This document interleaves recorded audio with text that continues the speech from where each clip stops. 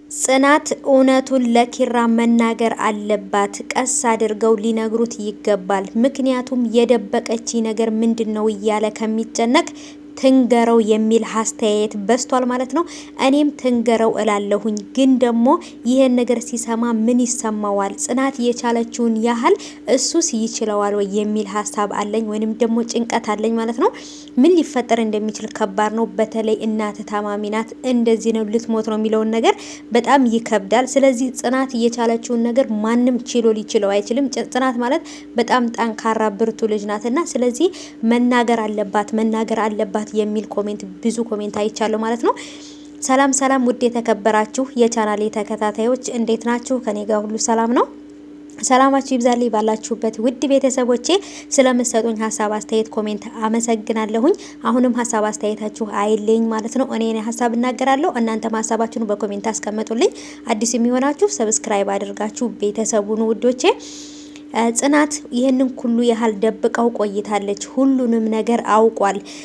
ጽናት ኪራን ለሀሴት ልታጋባ እንደነበረም ያለውን ነገር ያውቃል። ግን ደግሞ ምክንያቱም ምን እንደሆነ ነው የማያውቀው ማለት ነው። የብዙዎቻችሁም ደግሞ ሀሳብ ይሄ ነው። ምክንያቱም ካልነገረችው የደበቀችው ከባድ ነገር መስሎት አሁንም ጭንቀት ላይ ነው። ስለዚህ ይህን ነገር መናገር አለባት የሚል ድምዳሜ ላይ ነው እኔም የደረስኩት። ወይ እሷ ወይ ምሩ። አሁን ላይ ናሆሜም ስላለው ነገር ሁሉን ነገር ሰምቷል። ካልነገርሽኝ ብሎ ምሩን ሲያስጨንቃት ነበረ የነገረችው። ምክንያቱም ምሩ በአሁኑ ሰዓት የራሷ ጭንቀት ይበቃታል፣ ሌላ ጭንቀት መቻል አትችልም። ምክንያቱም በልብ ህመሟ የተነሳ ልቻሉም ወይንም ደግሞ አላሰቡም ማለት ነው። ምክንያቱም ታማሚ ስለሆነች ከምንም በላይ አንቺ ለኔ ትበቂኛለሽ ብሏታል ናሆሜ ማለት ነው። ይሄ ደግሞ ከምንም በላይ ያላቸውን ፍቅር ነው የሚያሳየው። ኪራም ደግሞ ጽናትን በጣም ይወዳታል። አሁንም ደግሞ ያመጣበት ወይንም ያለበት ፍርሃት ደግሞ የደበቀች ነገር አለ። ይሄን ነገር ምንድነው የደበቀችኝ? አሁንም ደግሞ ትታኝ ትሄዳለች ብዬ ፈርቻለሁ። ወይ እሷን ማፍቀር አልተውኩም ወይንም ደግሞ እውነቱን ማወቅ አልቻልኩም እያለ ለራሱ ጥያቄ እያበዛ ራሱን እያጨናነቀ ነው ማለት ነው። ይሄ ማለት ደግሞ አሳጎርጓሪ ዘንዶ ያወጣል እንደሚባለው ይህንን ነገር ምነው ባልሰማው ምነው ባልጠየኳቸው የሚልበት ቀን ይመጣል። እውነቱን በሚሰማ ሰዓት መራራ እውነት ስለሆነ እናትህ ታማሚ ናት፣ አባትህ ለዛ ነው አንተና ሀሴት እንድትጋቡ ፈለገው።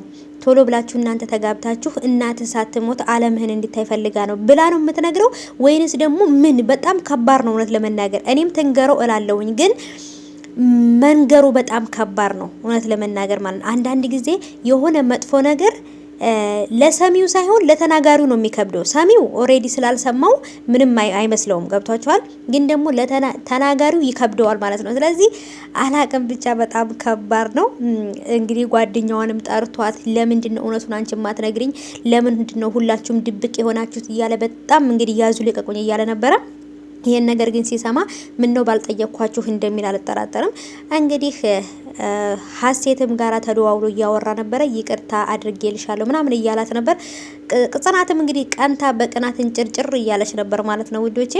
ናሆሜ ምን ማድረግ እንዳለበት ግራ ገብቶታል። ግዴታ ግን ያሰበበትና ያወቀው ነገር ቢኖር እናቱን ማሳመን እንዳለበት። ልጅ የፈጣሪ ስጦታ ነው፣ ስለዚህ በትዕግስት ነው መውለድ የምፈልገው ብሎ እናቱን ማሳመን አለበት።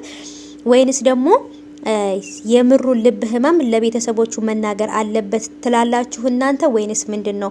ጽናት ትናገር ብላችኋል። ምሩና ናሆሜ ምሩ የልብ ህመምተኛ እንደሆነችና መውለድ እንደማይችሉ በአሁኑ ሰዓት መናገር አለባቸው ወይንስ ደግሞ ዝም ብለው እንደዚህ መቀመጥ አለባቸው? በጣም ግራ አጋቢ ነው ማለት ነው ነገሩ። በቀጣይ የሚለቀቀውን በደንብ እናያለን። ሀሳብ አስተያየታችሁን ኮሜንት ላይ